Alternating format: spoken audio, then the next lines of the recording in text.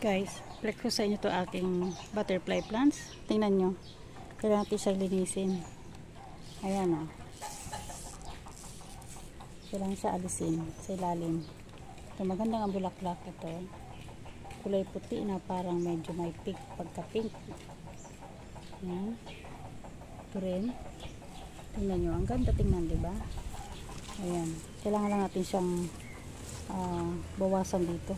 Kasi nga ito ay tuyo na yung kanyang mga ano dito.